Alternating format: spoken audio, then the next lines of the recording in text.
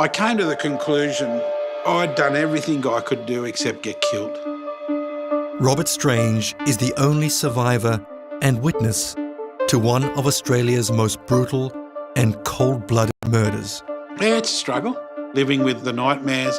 It's a daily struggle, in all honesty, and they're not nightmares because it actually did happen. Robert and his colleague Glen Turner, two government employees doing their jobs, were held hostage on this lonely country road. For 20 terrifying minutes, 79-year-old farmer Ian Turnbull subjected them to a bizarre game of cat and mouse. He despised Glen Turner and all that he stood for. Sounds a wicked evil man that destroyed farming families. And was determined to kill him. It was an execution, wasn't it? Yeah, he went there with the sole intention, in my opinion, of killing Glen Turner. And be that if he did it in one shot or be it if he did it in 7 or 8. He didn't leave that location until he believed that he had killed him. What happened next would leave a community shattered. There's been a division of feeling in the community because really other people aren't sure of what's happened exactly and why it's happened. And a family grief-stricken. 2 children without a dad and a wife wanting justice. It was a planned and cowardly attack on somebody who was defenceless.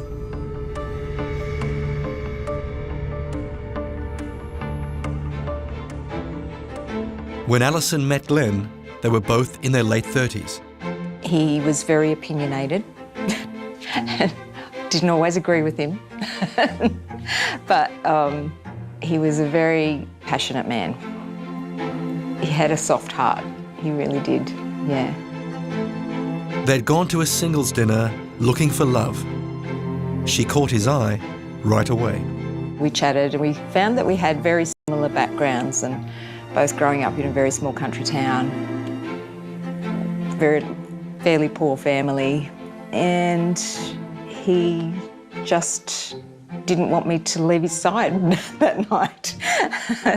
And yeah, so the rest is history. Less than a year later, Alison and Glen moved in together, buying this rural property in Tamworth. Oh, he just loved this place. It was his and mine. It was our oasis, really. Their oasis was a perfect place to start a family. First a daughter, Alexandra, and then a son, Jack. Close to their home, he planted a forest. Glen decided that we needed to stabilise the creek bank, so we undertook this major tree planting operation. Planted 1,000 little tube stocks in here of native trees. So all of these you planted? Yeah. Wow, it's a big job. Glen was passionate about his job as a compliance officer for the Department of Environment and Heritage. His job was to make sure farmers stuck to the rules that limited how much vegetation they could clear. The laws are designed to give wildlife ample cover and protect the land from erosion. He loved going out and talking to farmers.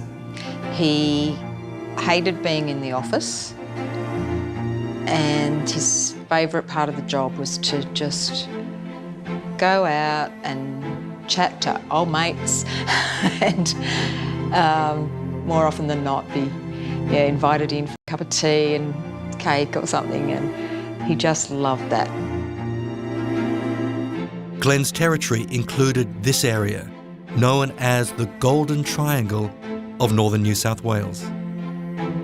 It has some of the most fertile land in Australia, and clearing that land can make a farmer a fortune. So there was growing tension. There was always tension, especially in relation to broad-scale land clearing. Where tension was felt was in the broad-scale clearing areas such as Moree and Walgett. And few had more to gain from broad-scale land clearing than Ian Turnbull. By bulldozing native forests, crops could be grown, substantially increasing the value of the land. If a farmer, for example, had 200 hectares of grazing land that was not developed, that may well be worth $2 million. If that farmer clears that 200 hectares and turns it into a cropping land, that land may well then be worth 5 times that amount of money, because you can turn over a crop annually on that area. So you were the guy standing between a farmer on a property worth, say, $2 million and a farmer on a property worth $10 million? Potentially, yeah. Glen's job put him on a collision course with one of the biggest farming families in the Golden Triangle. Out here, the Turnbulls are a big deal. How big? Thousands of hectares worth millions of dollars. And I'm standing right in the middle of it. The family patriarch was 79-year-old Ian Turnbull. What did you know about the Turnbulls? I knew that they were currently in court or with court proceedings in relation to alleged illegal land clearing, and I knew that Glen was the investigating officer in relation to that. Glen said to me, this is the law, and yet the other people were completely disregarding the law. Elena Anderson lives next door to the Turnbull property. She knew Glen well and believed in the work he was doing to protect native trees. He was doing exactly what we wanted him to do. He was helping us. In 2011, the Turnbulls began clearing native trees on 2 properties to make room for more crops. In just 3 years, the land's value increased by $5 million. How much is his land worth? Oh, look, I don't know. I guess the family's holdings are in the tens of millions, but I don't know how much he owes. Land worth killing for? According to him, it was. Glen Turner investigated the removal of 3,000 trees from the Turnbull family properties. The evidence he gathered led to the Turnbulls being convicted of illegal clearing and ordered to pay $140,000 plus costs. Ian Turnbull fixated on Glen as the source of his troubles. What did Glen mean to him? What did he represent? All Glen represented to him was that he was the one that was taking away the family fortune or the ability to create further money by developing the land. But Glen was only a foot soldier of the government of the day. Glen was doing the job that he was paid to do. Still, Ian Turnbull was obsessed with Glen and wanted revenge. Exerts his power over and above what the Native Vegetation Act is. Yeah, and if you don't own it, then he always says, oh, by the way, I'm Glen Turner, as though he's somebody bloody special. On July 29, 2014, Glen and Robert were in the Golden Triangle investigating land clearing. They noticed that native trees had been knocked down and were burning on one of the Turnbull properties. Ian Turnbull hadn't seen or spoken to Glen Turner for 2 years.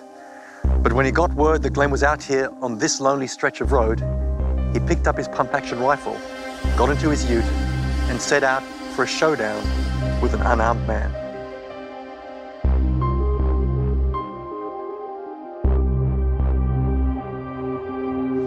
Environmental officers Glen Turner and Robert Strange were on patrol, looking at farms near Moree. Glen had left home earlier that day, saying goodbye to his wife and 2 children. My biggest worry was that he might have a car accident. That was because there was so much driving involved, and that was my biggest fear.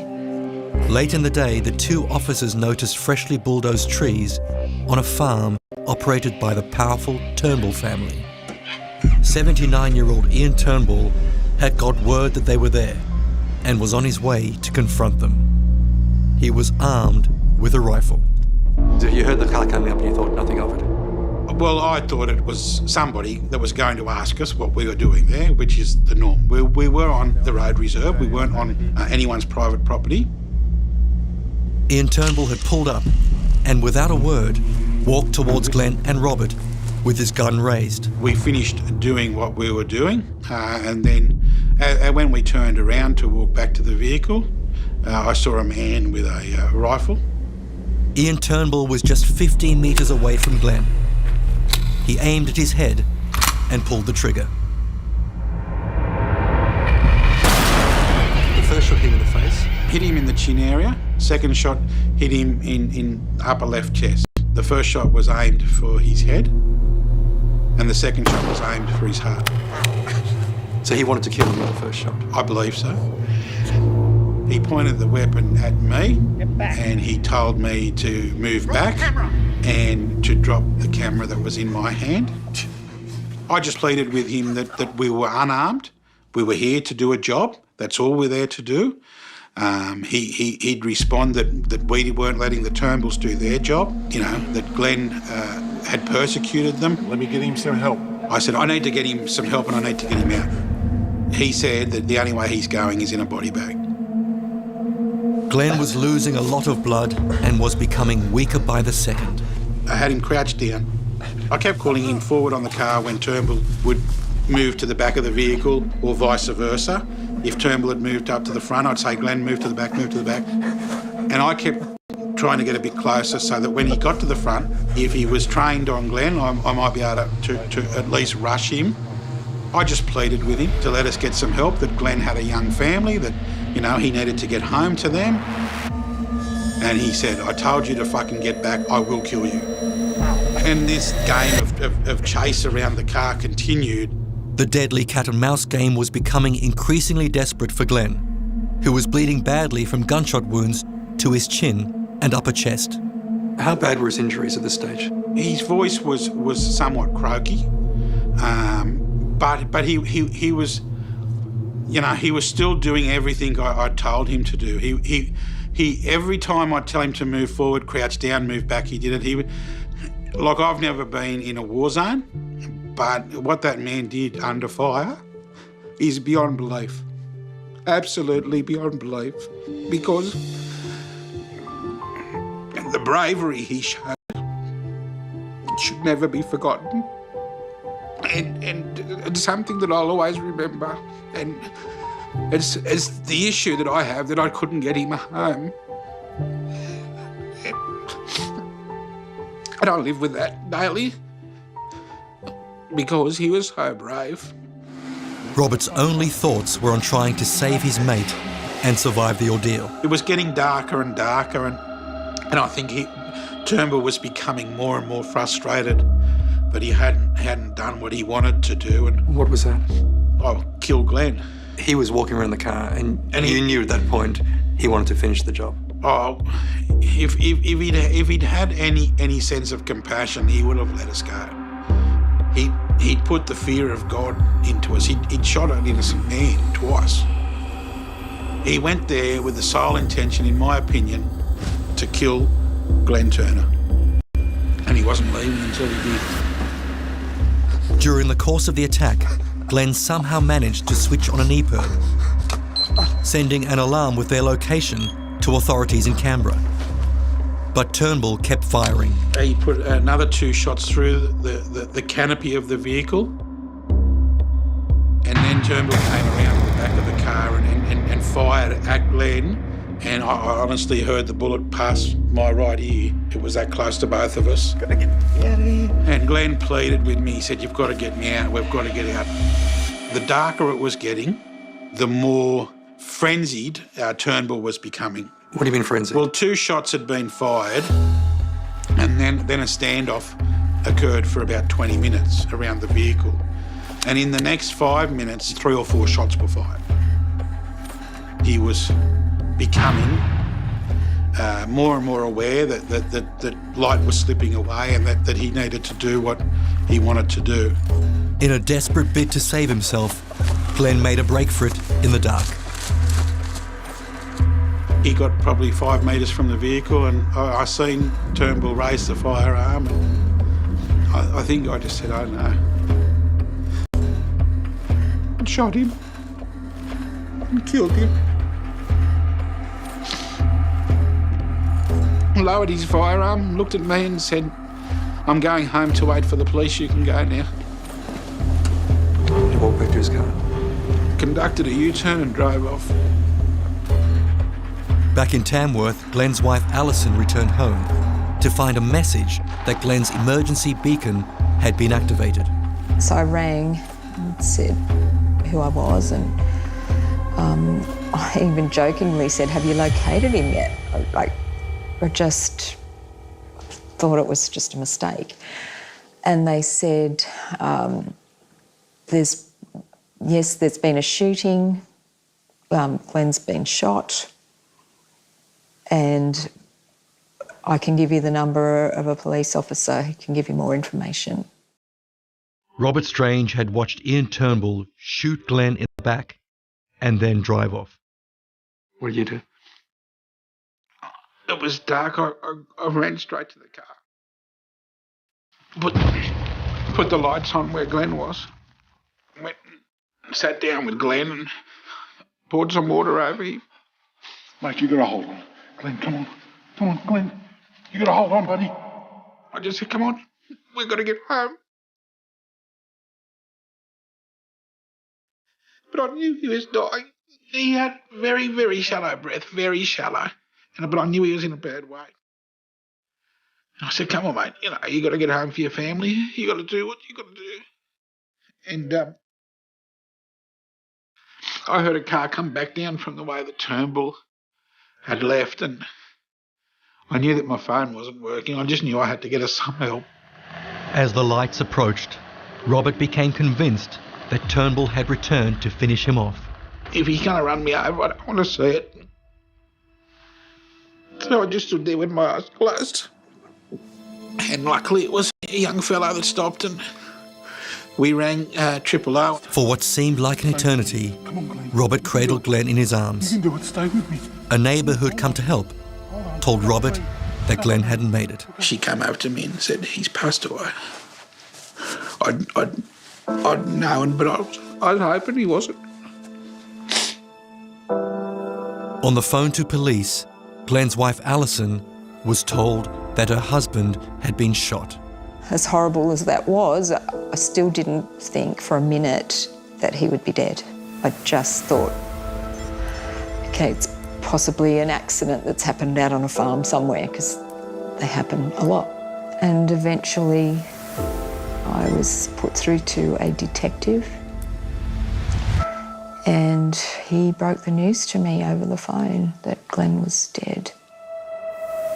It appeared to be an open and shut case of murder, but it wasn't. Incredibly, Ian Turnbull would plead not guilty. It was definitely premeditated, and it wasn't an accident. It wasn't as a result of anybody's mental illness. It was a planned and cowardly attack on somebody who was defenceless.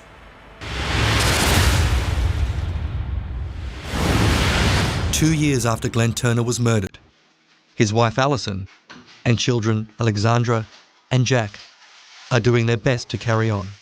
We have a very big hole in our lives now, but we still need to maintain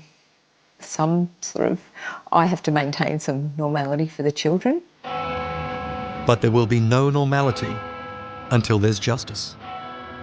In April, the murder trial of Ian Turnbull, now 81, began in the New South Wales Supreme Court. Turnbull's defence argued that because of a mental condition, he should be convicted of manslaughter, not murder. Alison was shocked.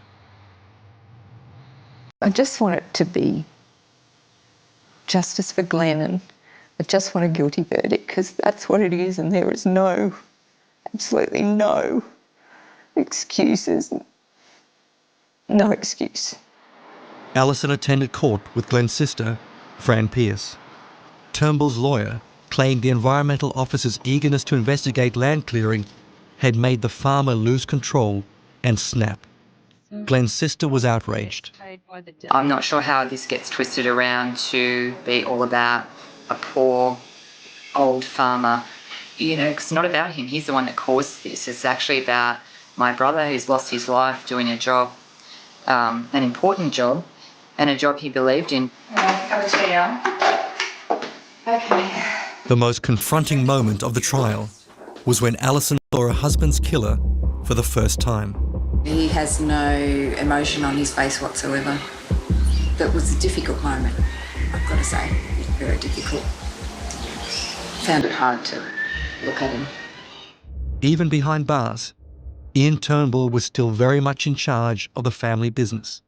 So the main thing is to get the bloody EP&H off our bloody back so the boys can go out and farm. Despite all that had happened, Turnbull was still angry at the Department of Environment and Heritage over land clearing fines. These are prison phone recordings of Turnbull speaking with his son. How are we going with the bloody thing as far as, fighting these bars and paying the bloody fines and whatnot? Is Butler working on those or not? Yeah, no, Sylvester's working on those. He said, well, at this stage, we just don't pay anything. He said, if you don't pay it, they'll send you to jail. So, Well, I'm in jail. Exactly. So Yeah. Sylvester said, we're in no hurry to do anything. Then Turnbull revealed his callous disregard and complete lack of remorse for his victim, Glen Turner. Sex exerts his power over and above what the Native Back Vegetation Act is. Yeah. And if you don't know, then he always says, by the way, I'm Glen Turner, as though he's somebody bloody special, or he was anyway. The most damning evidence against Turnbull came from the only witness to his crime, Robert Strange. When I got into the witness box, I deliberately stared straight at him, and he wouldn't hold eye contact with me. He just would not hold eye contact. I tried a couple of times throughout giving evidence, and he wouldn't look in my direction. Why do you want to hold his gaze? I wanted him to know that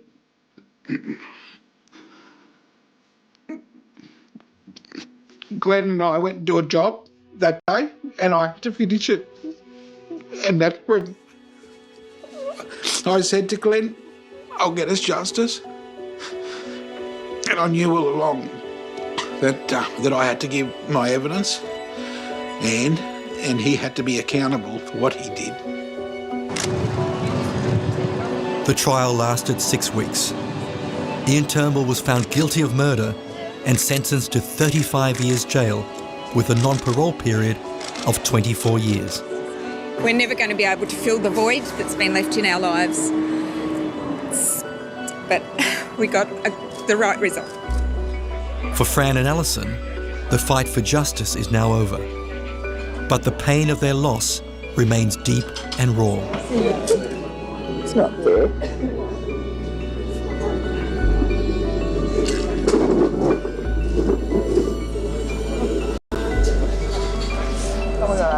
I know you are. Where do you go now? What's next for you? You can't just sit and wallow for the rest of your life. And that's not what Glen would have wanted. So, no. What would he have wanted? Oh, he would just want us to be happy and to stay here and to see the kids, grow into decent people. That was all he ever wanted, was for them to have a good education, travel the world just as he did, just grow into decent human beings. Robert Strange has not worked a day since the attack and is suffering from post-traumatic stress disorder.